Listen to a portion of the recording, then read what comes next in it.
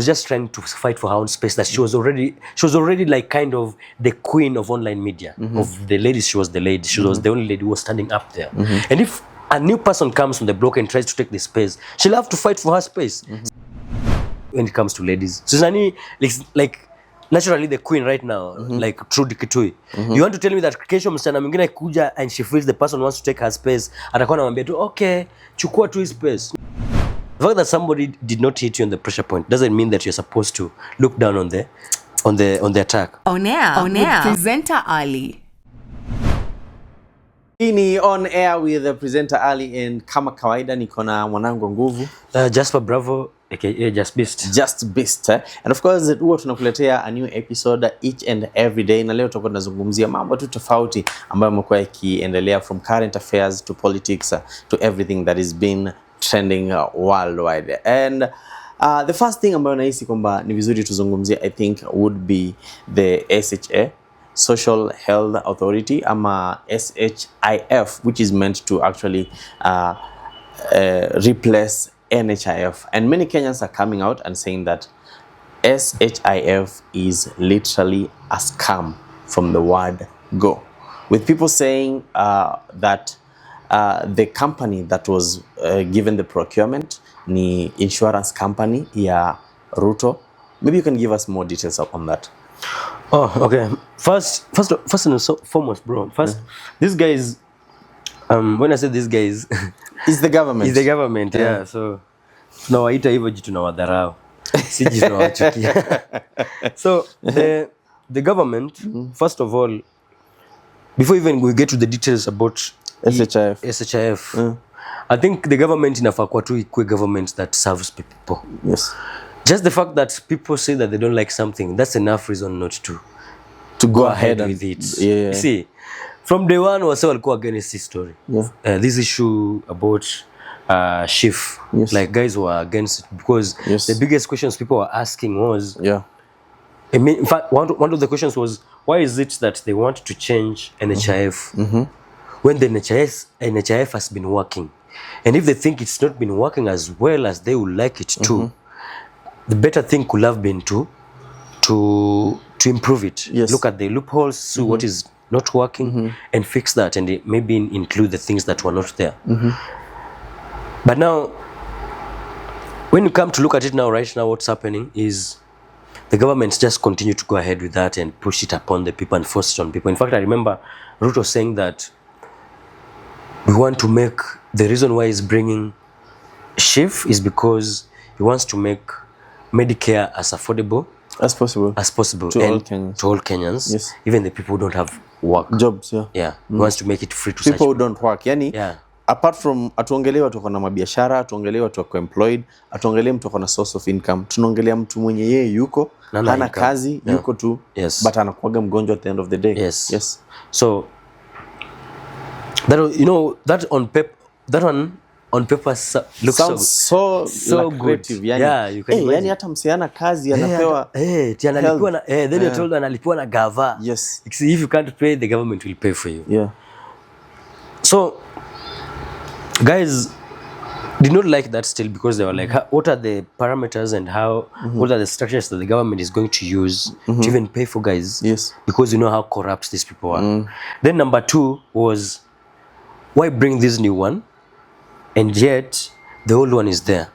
And this new one is not just coming, it's not like it's something that you're just going to change the name from Shif to and the difference is not the N and the S. And the S. Like there's a whole structure that is going to be changed there. For instance, the structure that holds the system that this insurance is going to operate on is going to cost about 104 billion Kenya shillings. That is not small money. And such kind of contracts, according to the constitution, is supposed to be given through bidding. People are supposed to bid. It's supposed to be a public bidding, and then the best bidder with the best prizes and all that will be given the contract. But in this case, from Shif, NHIF to Shif, what really happened is these guys just decided to hand over direct contract to somebody that they know.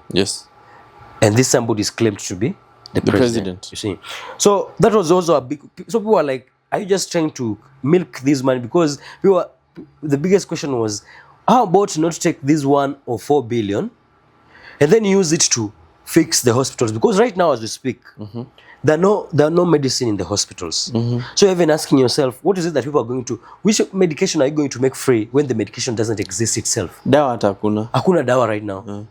It's crashed. Like the public Medicare in Kenya is crashed. Like there's no medicine right now. If you go to your local dispensary that is a public one, you're going to be utaandikiwa tu dawa ambayo uende kwa pharmacy. In fact, there's some that hata zina the machines for testing stopped working. Unaambiwa uende they have their own laboratories that they'll refer you to. Utakwambia enda hapo nje, kuna ka laboratory hapo wa kupime that you'll pay, then you let results, then and then after bring back the results, they just write for you the disease and all that, then they'll write for you the medicine that you need, then you go to the chemist. So uko tu ni consultation. Hiyo ni kama kwenda tu consultation. Uko ni consultation, then unaambiwa enda upimwe kitu fulani fulani, kirudi unaambiwa enda ununue dawa. Hakuna function. So people were like, mbona usichukue hiyo 1 or 4 billion? Why just not pick this 1 or 4 billion? Then improve these hospitals, buy medicine. I mean, just make things buy work. At least make things. You cannot say that you're claiming your process of you're claiming that your process of improving something in the process even kills it. Because this guy is saying that they're going to improve this. So far since they got to power, the Medicare is not working. At least what was there that they're claiming is bad was better than whatever they're having right now. And then another illegality that was happening in all this is the fact that after launching this process, which is still before court of law because it was appealed, the government went ahead and decided to transfer guys from NHIF to Shif without their consent. Hata mimi nilipata your message. Unapata umeambiwa actually I can read the message for you. Ilikuwa inaniambia, where is it? Your NHIF account has been migrated successfully to SHA.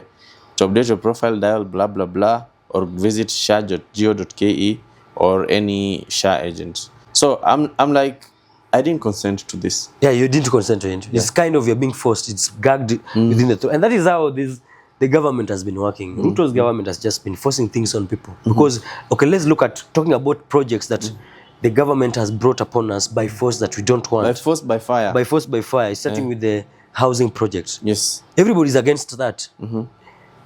It was followed by Adani deal. These guys decided they decided to give the airport away. That is something also we need to discuss one of these findings in detail, because we know that there are right now reports that are coming out that are showing that even the Adani, this company itself, is bankrupt right now. And Adani has also been having very many fraud claims. Wamekuwa na kesi nyingi, thousands of them, and also it is said that they've partnered with they're actually using Adani's name, but the pesa yenyewe inasemekana, it's actually in public domain, kwamba hii pesa yenyewe inaenda kwa president.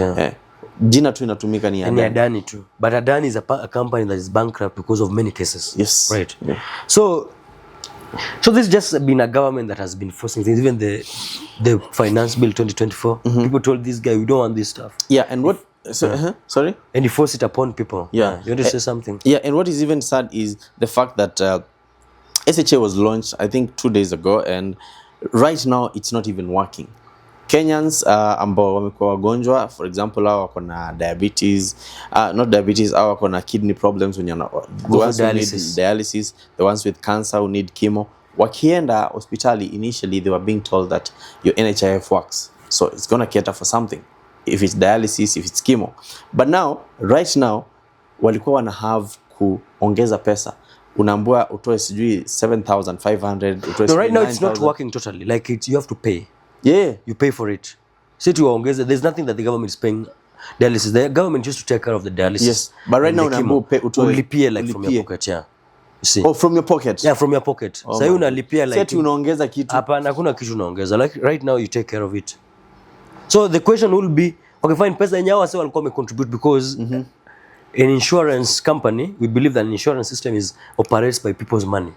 So that these people have been giving some premium contribution every month. Every month, which have been going to the NHIF. So the question will be, if you're transferring people from NHIF to Shif, where did the funds their go money? Yeah, because you should transfer the funds too. And people have actually paid, I'm sure the people have paid insurance for the past 10, 20, 30 years. Yeah, sure. And they don't even use even a quarter of that money.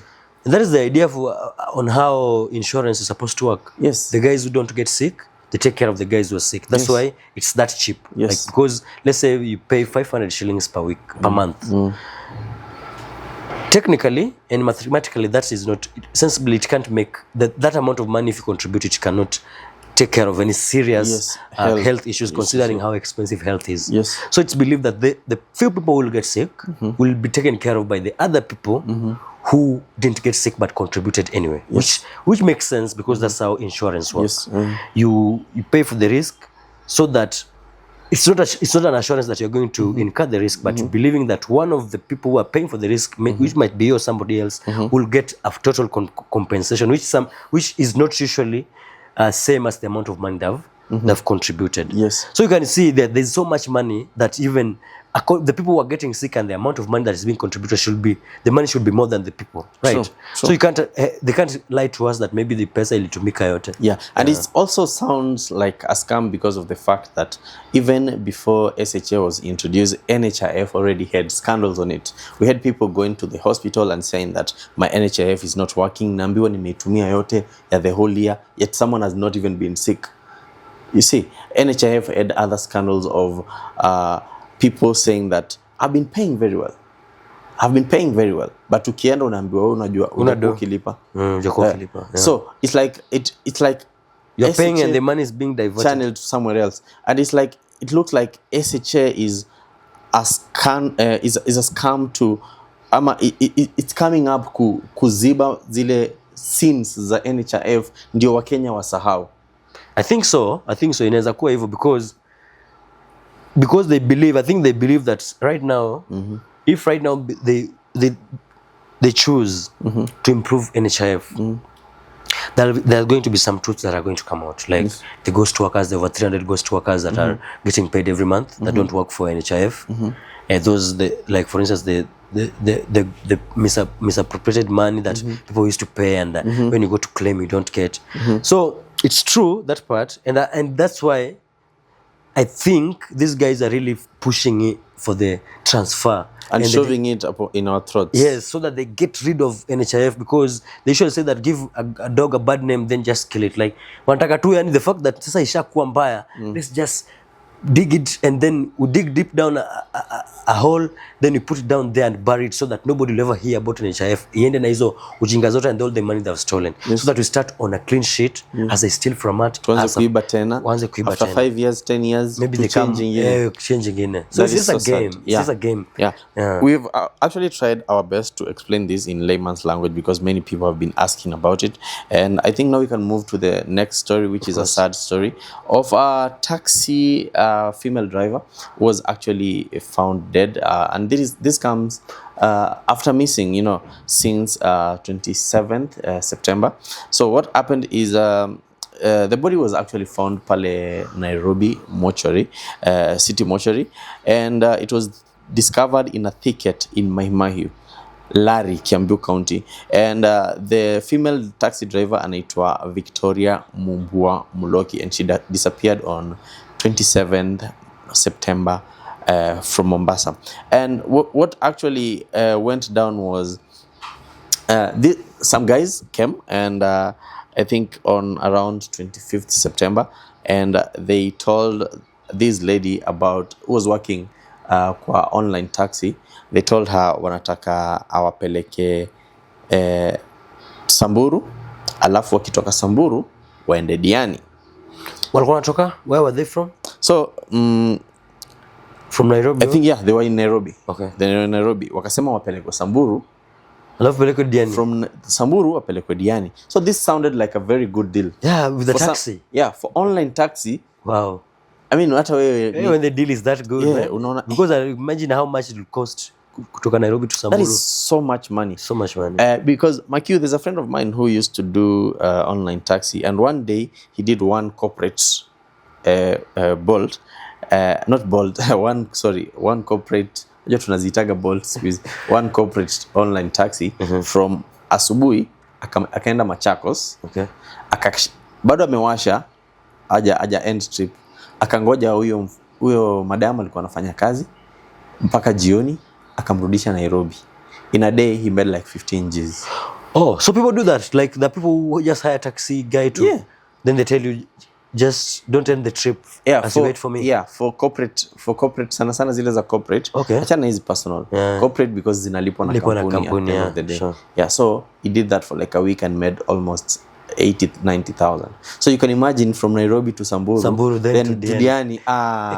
Wewe unaona hapa. Hapa ni 30k kila siku kama nimekafunga. So the tracker of the vehicle was removed, and the vehicle was actually spotted in Kisumu. Okay.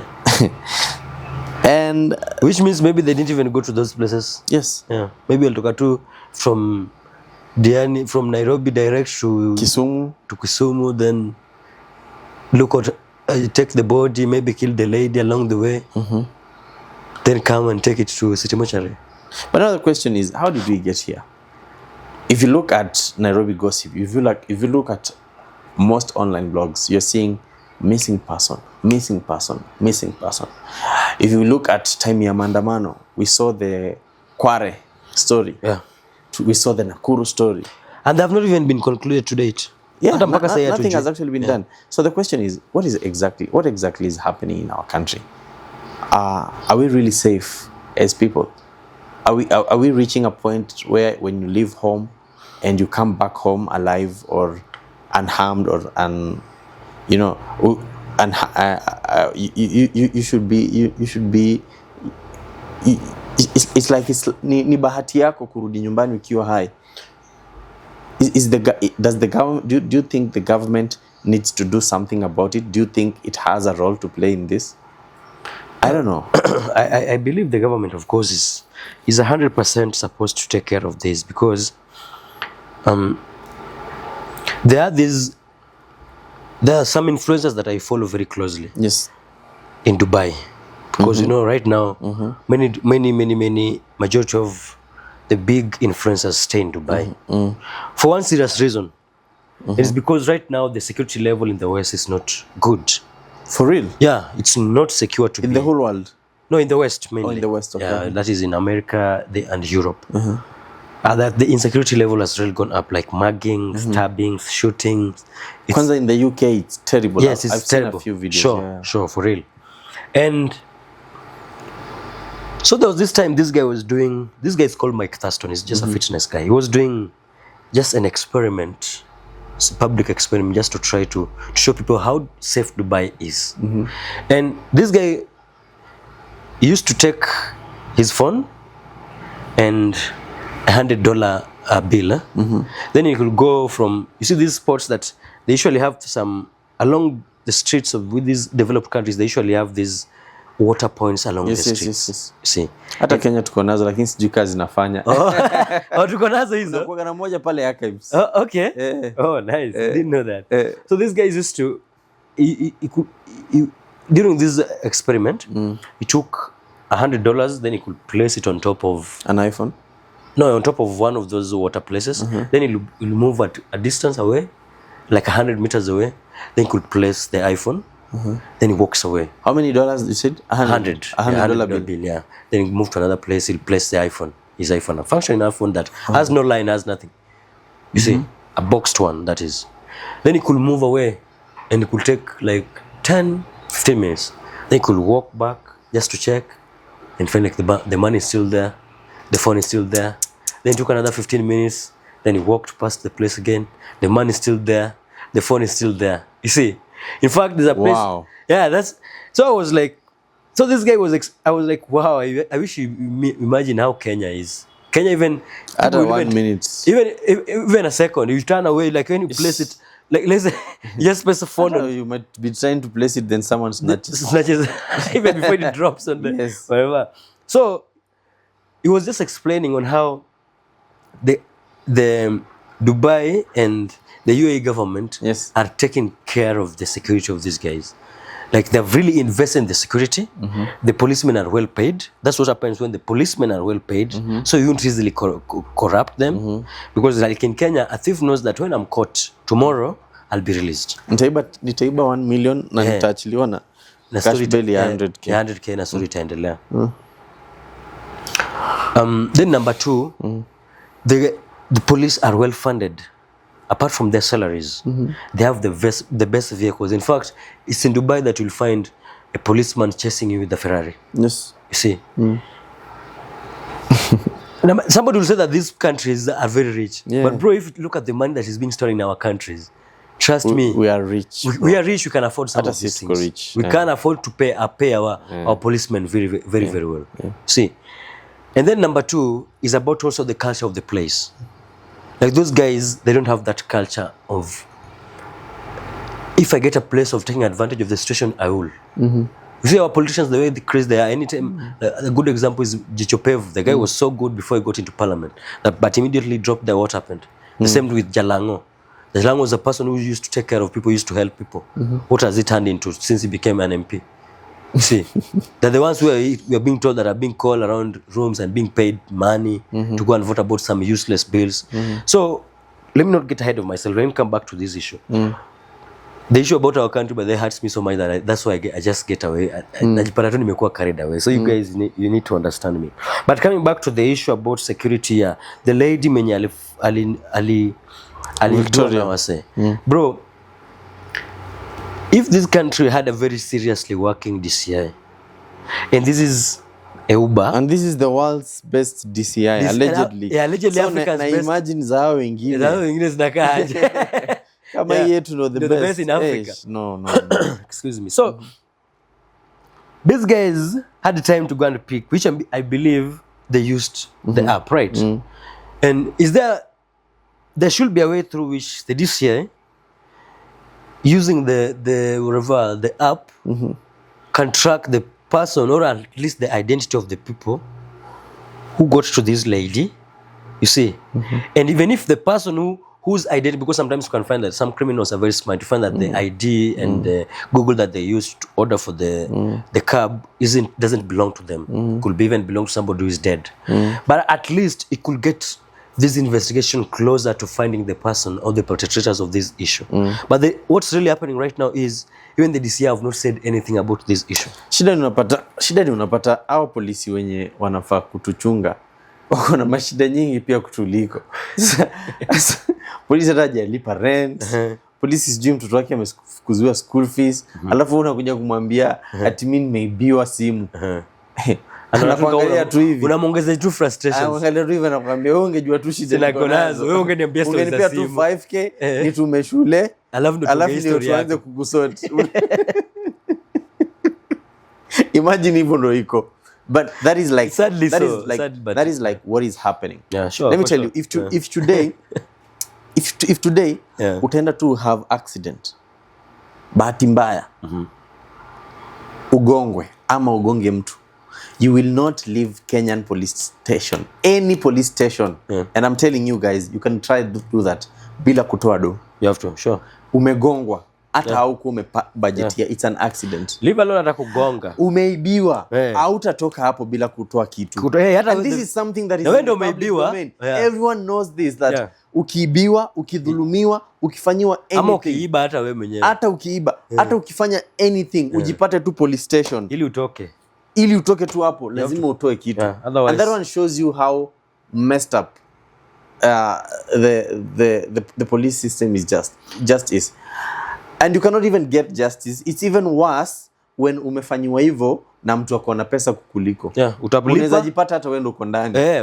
Utageuziwa. Hata Mr. kuongelea story sana. Let's just go and let's just speak about something else. No need to steal people's raia's money so that you can get wealthy. This is one of the bedrooms of the former president Daniel Toroitich Arap Moi's houses, one of his houses. Look, so beautiful. Big, but where's the owner? Dead, Kuf dead. This is the washroom. Just check at the bathtub. The washroom, so big. private office ndani ya bedroom, then you still steal people's money to get rich, and then you die, you leave it here. So there's a trending video Okay. yenye watu wamesema imewashock sana. I don't know, on my side I was like, I expected this, but former president Daniel Toroitich arap Moi, bedroom yake sijui kama umeiona. Yeah, nimeiona. What do you think about it? Hiyo ya ile nyumba, it is his home, one of his homes. One of his homes, yes. The Kabarak home, that is. And also it is one of his homes, one of his bedrooms. Yeah, one of his bedrooms. In one of his it was homes. very big. It was a very big one. And it shows you that despite everything that you are doing, I mean, where is Moi right now? 6 feet under. Ukotuku downtown. Kila kitu ni vanity. What do you guys think about that house? I mean, I know he was the president, he was living like a king. I really don't know the conversation to raise around it without trying to sound like wa Kenya tumekuwa tu oppressed since tuzaliwe. Unajua si tulizaliwa tu tukapata mababu zetu wamekuwa tu oppressed. Yeah. It's crazy now to even think about what is hidden, you know, what we don't know about the bedrooms of these politicians wasahi. If we see them with watches that 2 million watch. Yeah, 2 million. Yeah, 2 million. Yeah. Imagine the house. Kina Murkomen. So imagine the bedroom. Yeah. And this is right now. And that was many years ago, actually. Your bedroom yake. That is how it looked like many years ago. But it is what it is. We just get to the next story. So unasikia see wivu, by the way. Nini mbona why do you think there's a problem in the house alikuwa naishi? Because ukianza hii story usema ni vanity. I'm trying to get you because Kenyans wengi by the way wameongelea hiyo story in that line. I'm just thinking like it just shows you how African leaders, every chance they get to just live large without caring about. I mean, if it was purely hard-earned money, yake ya ile salary alikuwa kilipwa, that is totally okay. It's totally okay for anyone to live that large if it's your hard-earned money. Ujebia mtu, ujadhulumu mtu. It makes sense. But now when it comes to us knowing the type it was public money, the type of president the guy is said to be, it was very corrupt, you know. It just shows you that nyi wase wote na si eti tunaogopa kuambia fanyeni kenye mnafanya, mtakufa tu at the end of the day, mtakufa tu. Looking at it that way, I think it makes sense kuiangalia hivyo. By the way, mtu anaweza ona ni kama kukua wivu, but ukianza ku look at it that way, it makes sense. Zile za when you get an opportunity to serve people, just serve them, because what's going to happen, at least we will remember you for that. People will not remember you for the big house that you had. In fact, if you die today and you are really mistreating people, no one will remember you. In fact, people will assume that every good thing you got, you didn't get it right. Chances are maybe that house even maybe built it before he became the president. But because of the character he built before he died, we will assume that everything he got was through corruption. And that's something. This is something that should be a very good lesson to the likes of Ruto, who are in power right now. It doesn't matter how many things, because this guy used to have some money before he became president. He was a billionaire before he became president. But trust me, the way he's treating Kenyans and the way he's been, and the character that people have of him as a liar, a corrupt fella, a person who never says the truth, he doesn't keep his word, he's not good to anyone, that they say that he's a betrayer. Like, if people say all these things about you, they call you the killer from the butcher from Sugoi. Like, if those are the things that people say about you, when one day you leave this earth, imagine those are the things that people are going to say about you. People will not remember about the ranches that you had. You see, we're not trying to say that you should live in a poor environment. It's up to you, because just serve. We know of presidents who have lived very humbly, like Mwalimu Julius Nyerere, the person who used to have a very small house, used to ride in a bicycle. You see, we've heard of such leaders in the past, and they've always been celebrated to date. You see, but now when you think that getting into power is your time to gather as much wealth as you can for your generation. I personally I believe it's just primitive. It is. Like in the 21st century, like you've seen how people in the past have oppressed people, including you, and you get there and you just do it the same thing that they've been doing. It's just primitive. It is. New jinga too. New jinga. If you're smart enough, you'd build your country, you'd leave a legacy, and people would always praise you and say you're just the best president we've ever had. And who came with this obsession? Where did this obsession with money came from? Like, who came up with the idea that if you are so rich, it means so much? Because at the end of the day, that's why I'm saying it's primitive. Yeah, because do you even care? Like, I don't even care how much money somebody else has. Yeah, you only care about me. Yeah, and how you can take care of your life and your people. Yes. Yeah, so you can think that I want to be the richest, you have so much, but bro, we don't give a shit. No one cares. Nobody cares. No one cares about your 2 million watch. No.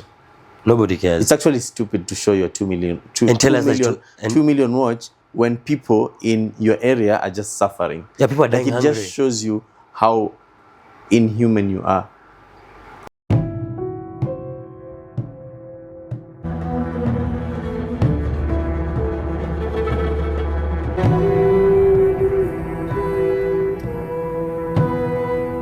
Let's go to another story before we get to entertainment, where a Ukrainian drone actually saved a Russian soldier. I mean, that is crazy. I didn't expect it.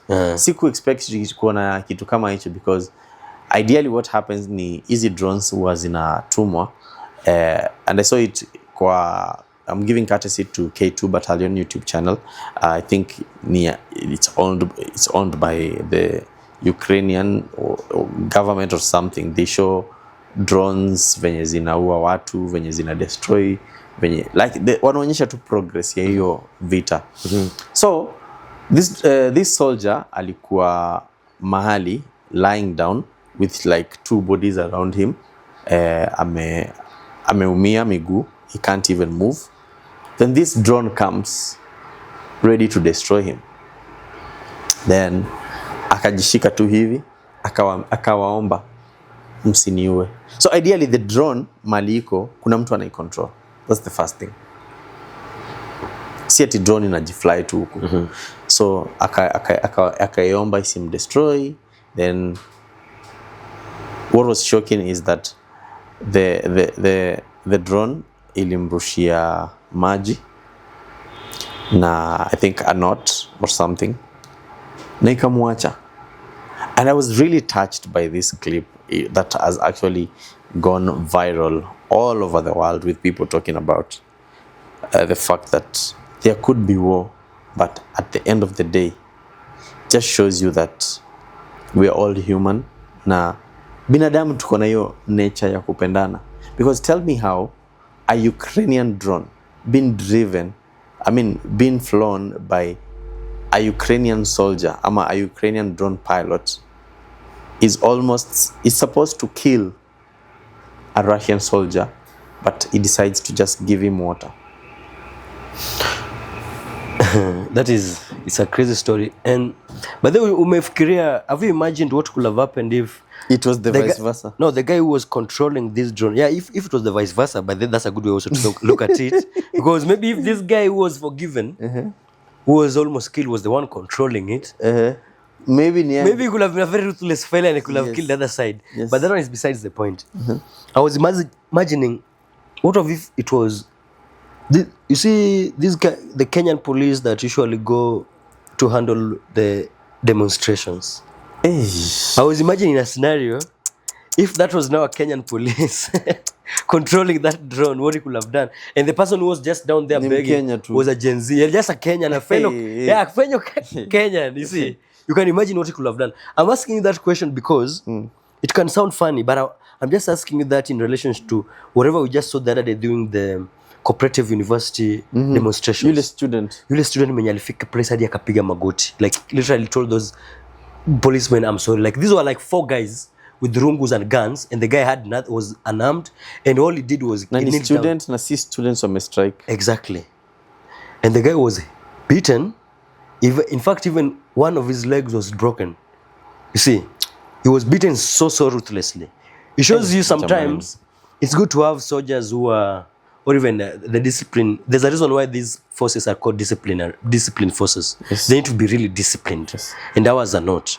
But anyway, getting back to the Ukrainian guys, I think Pia, it's a very good act of kindness. Yeah, it's a very good act of kindness. And it also shows you that, you know, these things are political. Yes, the guy is like, I'm just trying to think like the guy who was controlling the drone. Think if you get maybe to a place, he's even in trouble right now anyway. Yeah, maybe. Yeah, you never know, by the way. Maybe right now he's in a corner somewhere being asked, are you working with the enemy? Now this guy sees an enemy down there begging for help, right? And this is like a cornered rat, can't do anything, can't fight back. Then the guy, for a moment, I think this is what he thought. Number one, the war is between our countries. This guy, number one, killing this guy, he had this second of making a choice. Should I kill this guy? Fine.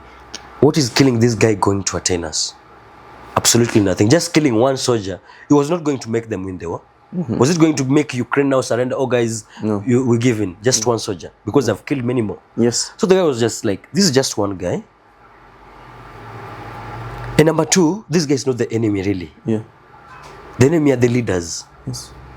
Even the soldiers themselves, I think sometimes they get to a moment, they tell themselves, by the way, this is not the enemy. Yeah. The enemy is the person who sent him.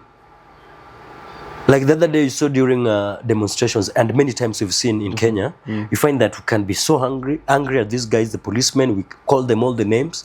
There's in an incident that a policeman gets hurt, it's the civilians who go really fast to help them. They do for him some first aid. It happened the other day during the previous it happened too. Yeah. So I think it gets to that moment that also you realize that this person is not the enemy. And apart from him not just being the enemy, this guy is a human like me. Yeah. And also number two, I think sometimes when it comes to war, there's a way in which you don't need to kill your enemy all the time. Sometimes you need to send them a message. Sure. That was a good message. Do let us know what you think in the comment section. And we are going next on to this story, which is actually very interesting because for the first time, the Iron Dome, Israeli Iron Dome, has actually been breached. Many people every time praised the Israel Iron Dome, and they're saying that it's impenetrable, it cannot be breached, it's untouched. Israel have the best air defense forces. So yesterday we talked about the fact that Iran's ballistic missiles hit Israel, and although Israel is actually saying that 90% of them were intercepted, but the ones that were which landed successfully are about 120 something. 120. 120. They were actually 180, sorry. Yes, 180. Yeah, they were actually 180, and around 120 were successfully. Yeah. But Israel now is saying that the damage done was minimal, but Iran is saying that 90% of the ballistic missiles that were launched hit the target. Of course, images do not lie, and what you're seeing just clearly shows you the damage that was done, because it is said that hospitals were attacked, schools and military base camps. So the question is, have you asked yourself, first of all, how Israel have a very good air defense force? It's because they have 3 layers. The first layer is called the Iron Dome, and it's a multi-layer defense. The Iron Dome is all the 3 layers. The Iron Dome, which it shoots down rockets and small projectiles, and its range is up to 70 kilometers. So any rockets that are launched towards Israel, they are being shot down by the Iron Dome. Okay. And the second layer is called the David Sling, and this one takes out long-range rockets and cruise missiles up to 300 kilometers. Wow, okay. You can imagine Kitui 300 kilometers away. It's been taken down. And now the last one is called the Arrow 1M2, or the Arrow system. So the Arrow system takes out medium and long-range missiles up to 2,400 kilometers.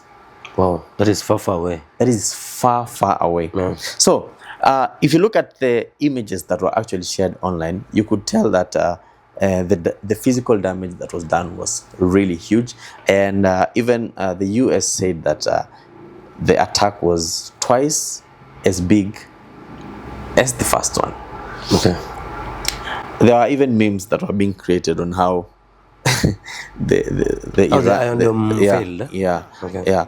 So do you think this one can this one be showing you that this is the first time Israel is being shaken by another attack? Do you think that Israel might be going down? Do you think that Israel will retaliate? Do you think that it's another World War III, as we talked about the other day?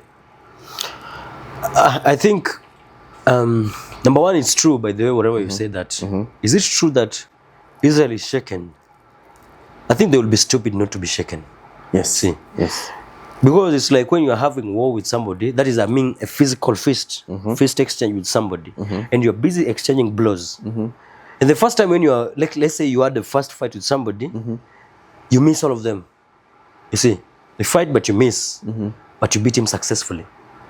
Then you meet the second time, and this time round, anakunyorosha proper. Not really. He just hits you, yes, he gets you, uh-huh. but doesn't hurt you. Okay. You get? Yeah. You'll be very foolish. You'll be very stupid to underestimate a person that hit you this time round, because this person just has already proven that it can only get better. Yes. And the fact that you are hit not on the crucial area, the usually called pressure point, the fact that somebody did not hit you on the pressure point doesn't mean that you're supposed to look down on the attack. Yes. Because what if there's always that of what if? Yes.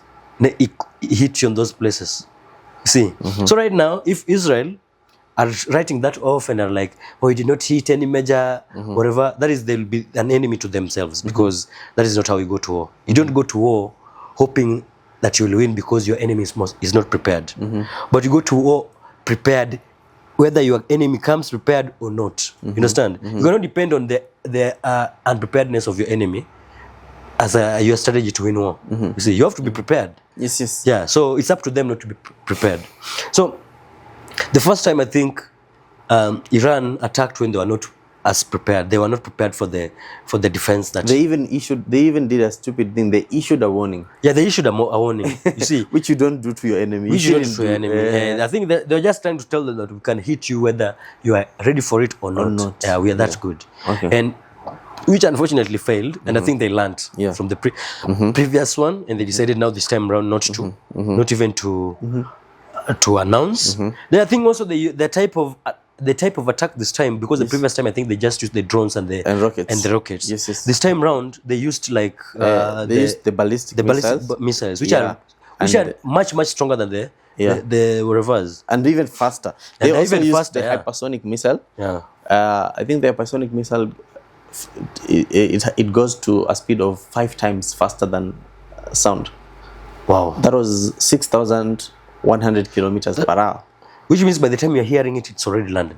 That's what it means. Yes. If it's faster than the sound. 5 times. Wow, that's crazy. So if that really happened, I think in a way Iran sent a very strong message. Now from very strong message. Because you also know that in war, people never put their best foot forward.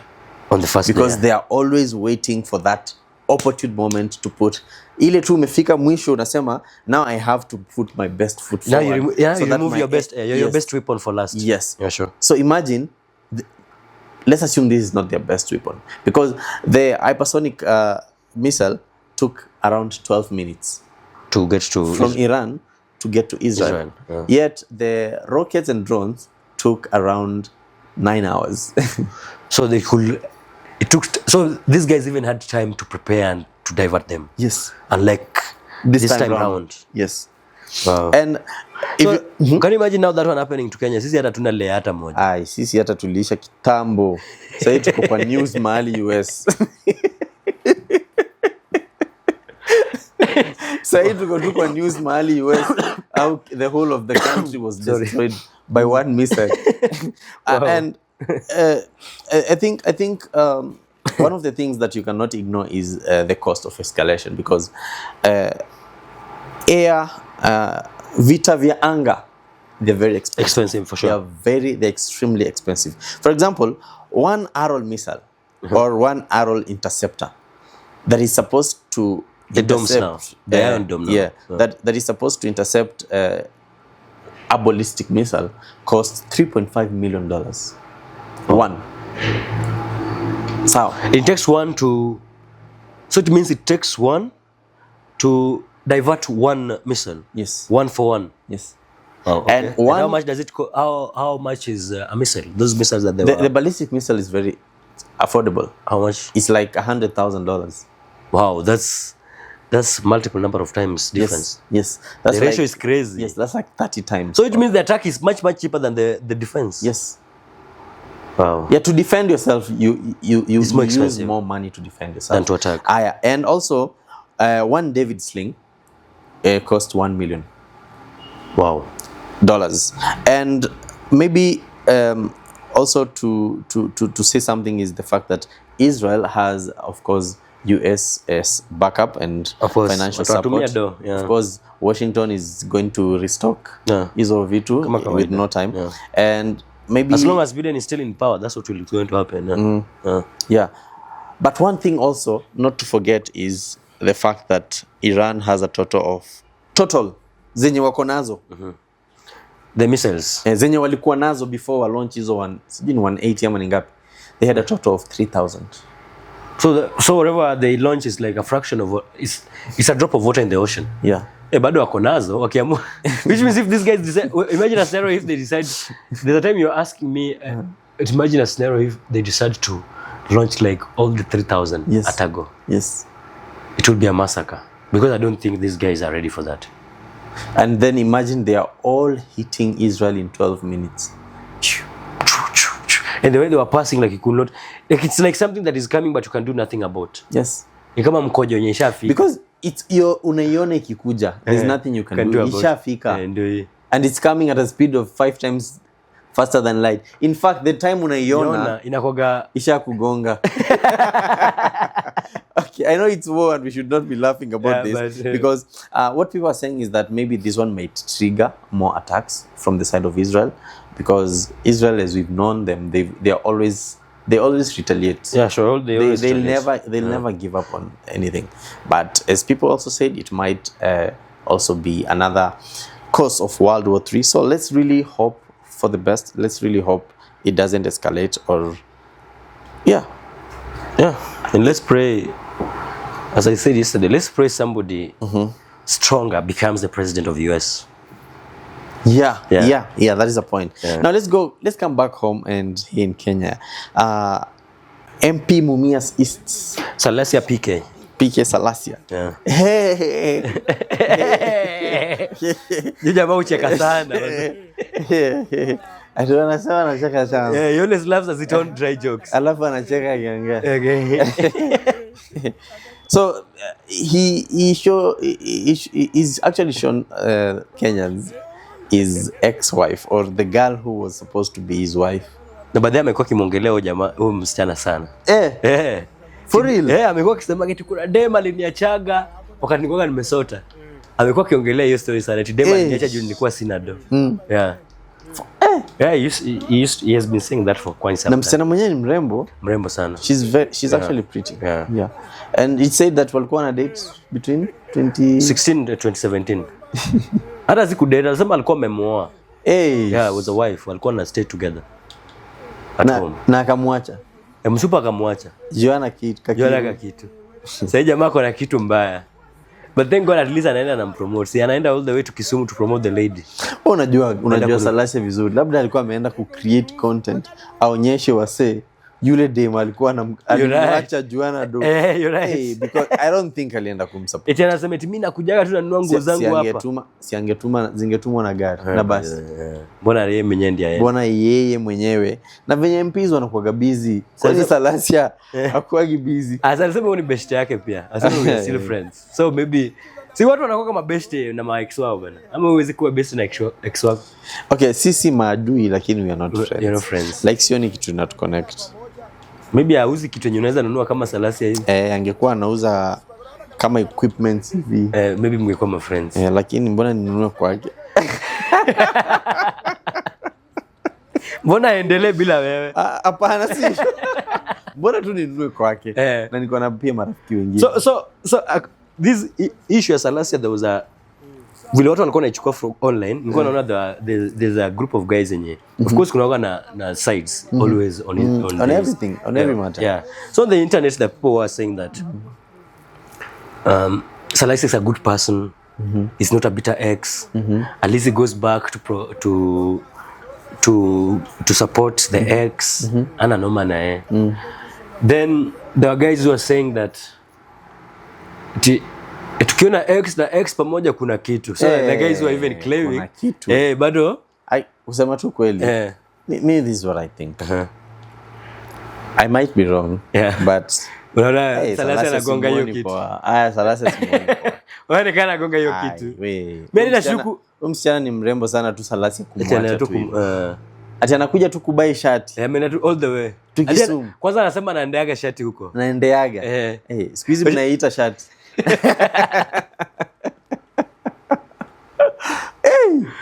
Inaweza kuwa by the way.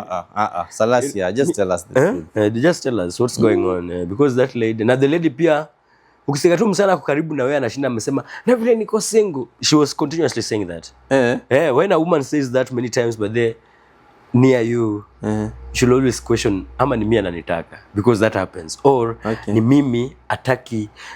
Okay, ataki nijue ako na mtu. Anataka nijue hana mtu. You understand? Because when Salasia amekuwa kienda kwa ex wake wa Kisumu many times kumsupport. No, ex wake yako single. Na wewe ex wake na Salasia pia ako single. Watu si wajinga mzee. Na Salasia pia ako single. Siguda alimkata. Sipa kikosa nyama na kula nyasi. Alisema this is my former wife. This is my former wife. Anyway, another video that has been trending ilikuwa ni it's a very short conversation this one, ni video ya Diamond Platnumz na P Diddy. Not video ya Diamond na P Diddy. It's just ni video ya Diamond akitoka kwa ndege. It's been said that alikuwa anatoka US or something. And as you can look at this video, this walking style is very weird. And people are saying that alikuwa ametoka kwa party ya P Diddy. P Diddy alikuwa rafa aje. Hadi mtu akuwa anatembea hivyo like sikulikuwa na mafuta huko. Nasema kuna thousands of baby oil. Ama yako alipiga dry bila mafuta. Oh my god, Jasper. But anyway, what do you think about me? I think Diamond alikuwa ametoka ku work out. But now here's the problem. He anatembea kama mtu ametoka kupiga leg day. By the way. Anakaa mtu ametoka kupiga. Shida ni anaingia kwa ambulance. Anaingia kwa ambulance kushonwa. Kurudishwa uvajoni. Oh my god. Diamond Platnumz. What do you guys think about this story? I don't have a lot to say about it, by the way. Sina ma story. Bali kutetea Diamond inakuwa ngumu. Kwanza pale place anaingia ile video yenye alikuwa anaulizwa chenye alikuwa anafanya kwa Diddy. Mbona alikuwa na smile? Alikuwa na smile. Alismile, alafu akasema we did things that are not good for the camera. I mean, nini hiyo? But anyway. Kama hiyo ni chenye Diddy alimfanyia manze Diddy hapo, at least ungekuwa soft to our boy. Unge hata ka foreplay hivi. Let's go to the next story, guys. Akasema nikauliza Eve, why do you treat me? Mbona unanitreating hivyo every time na feel kama tuna compete. Me I'm not competing with you. In fact, sijafika hata 20,000. Wewe umeingia over 500,000 subscribers na compete na wewe nini? Niambie next time usiulize hivi. Sikunicheka mbele ya kamera ama kunikati nikiuliza swali. Mimi I'm not the kind of person nangoja unipe chance. Mimi usipoi grab, I'll ask my questions na utafeel kama nimekuweka chini. Because mimi kama msanii yako hapa, I won't keep quiet and wait for you to ask your questions. Last story that we're doing today is story Mungai Eve and Trudy Kitui. So, guys, anytime we do these stories, many people tend to think that Ali ana side na huyu, Ali anaonea huyu, Ali anapendelea huyu ama anapenda huyu kuliko huyu. And I mean, the same way we are having a conversation about Ukraine, I mean, and Russia is just the same way we are having this conversation, just the same way we are having conversation the government, Wizi, it's just a normal conversation. And anybody who says that ni mtu tu anakuwa tu petty and stupid because kwani hao watu waongelea hizi story. There's a reason why public figures are There's a reason figures. even why hii story click we watch. So which means unaiongeleaga. Wacha pia kujifanya wewe ndio saint hapa. Anyway, so the other day Trudy Kitui, who's actually an online media journalist, alikuwa she was actually unboxing her 100,000 silver play button. Congratulations to her, by the way. And she was doing an interview with Tumbili. Yeah, amefika 100k. Yeah. Amengangana sana. She was doing an interview with Tumbili and she said that when she was starting, Mungai Eve alimfinyilia sana, alimkalia sana, hakuwa na mwalau kuuliza maswali. And there was even a clip that trended once, ilikuwa inaonyesha wakiwa spot moja ya interview. Then Trudy asked Eve, unaweza enda hiyo side ingine juu hapa naona ni kama tumesqueeze sana. And according to the story is that Eve alipata Trudy Kitui hapo, but Eve alipokuja hapo akamtoa hapo, akamwambia wewe enda hiyo pande ingine. So do you think, according to this story, do you think alikuwa anamfinyilia or something? So Trudy ana feel alikuwa anafinyiliwa. Anasema alionyeshwa, when I was coming up nilionyeshwa madharau. Nini Trudy mimi nimemwona vile ame come up na baadaye amengangana sana this lady. She's a very hardworking lady. Yes, for sure. Alone is not easy, by the way. In fact, if you tell me to compare the two of them, yeye na Mungai, she from the start she started it in a little bit of a rougher ground compared to Mungai. Yeah, one there was competition, alikuwa peke yake, alikuwa anajishoot anafanya all that, you see. At least Mungai, you can say that alikuwa na Trevor kumonyesha njia, kumsaidia. So from the starting point she started it a bit rougher, considering she's a lady. These things, they're tough. Yeah, they're tough. And it be even tougher when you're tough. Yeah, they're tougher when you're a woman. Yeah. You see. Yeah. So kudos to her kwa kuanza akiwa very tough. Ikiwa very tough for her. Then number 2, I think pia anakuwa cry baby kulia vile analia saizi. Because it's true. Mimi nilikuwa personally I've done psychology as a study. And I can tell you that according to the body language and the behavior between Mungai and Trudy Kitui, you could always tell there was always something between them. And it is normal. I believe that is very normal in nature. And the nature of women most of the time, they always view each other as competition. Yes. You see, more than as allies. People say that women wanapendana, but reality kwa ground is different. Majority of women tend to, wakiona the new lady on the block, they look at ni nini ako nayo yenye mimi sina. You see. And I think that is okay. It's according to nature. You can't blame women for being like that. That's how nature made us to be, for the survival purposes. Lazima uvutie upande wako ndio survive. For you to get the ngozi uvuta kwake. Exactly. So for survival purposes, you have to fight for your space. And when Trudy got to this space, which already captured by the likes of you and Kina Kioko and Mungai, I think she thought that ukikuja kwa dunia of such a situation, mnafaa ushikwe mkono na mtu akulete juu. But you know, nobody owes you that. Hakuna mtu anakuowe.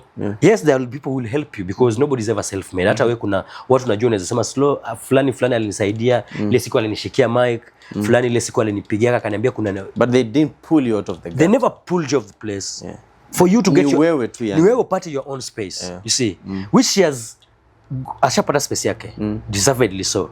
So afai kuwa cry baby about it. And Mungai by the way, in a way, she was just being herself, and she was just being, business is business. She was just trying to fight for her own space. That she was already like kind of the queen of online media. Of the ladies, she was the lady. She was the only lady who was standing up there.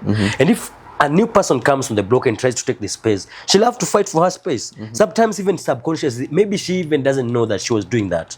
Sometimes just subconsciously you need to protect your space. And she was just doing that. Hata ukimsikia kwa hiyo interview anasema hakuwa na noma na. There's nothing specifically walikuwa napigania. It's just a matter of you getting your space. And that goes even to anybody outside there. If you want, even in business, even in all environments, if you go somewhere, hautapata reception ya umekuja kuuza viti kama sisi. Karibu chukua nini. Hata kuna customer anataka viti, acha tukupatie hapa. Nobody, you fight for your space. You fight for your space. Yes. In fact, there's this speaker, is it Jim Rohn? No, it was Les Brown, who says that the world is so harsh that if you're fighting for your dream, you should know what you are fighting for, and you should go for it, and you should expect the world to be against it, to be hostile, and be very hostile. Yes. And because he says that the reason why many people fail is because they come with a dream to the world, and they expect the world to give them the chair and tell them that, oh, you're doing this for your mom. Very nice. Yeah, you want to help your mom, right? Yes. You want to build your mama a house, or you want to have a good life, right? Oh, it's okay, come. You're doing it for a good cause. No, people don't give a shit. People are there doing it for themselves.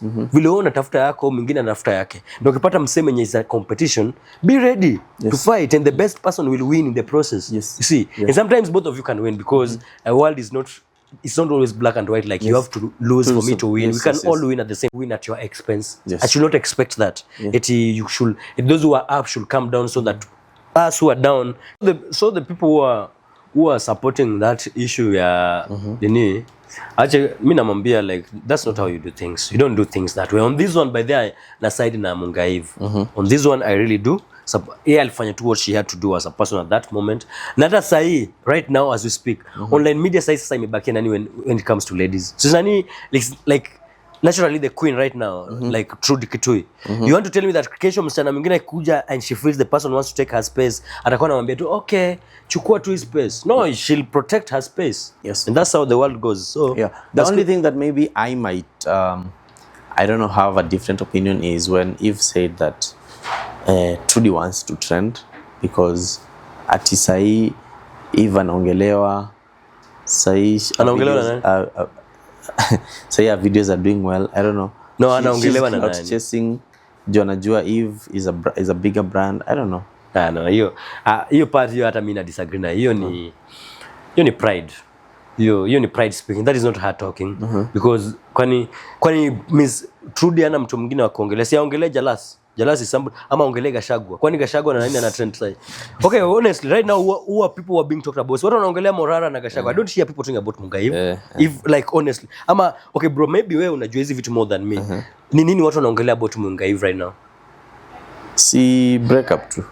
Nani juu ya interview yenye hiyo na tunaongelea interview alifanya juzi, right? Na hii apart from na hiyo interview ndiye alisema hii stuff. Was it the same interview? Ama? So before the interview hakuna hata mtu anakuwa anamuongelea.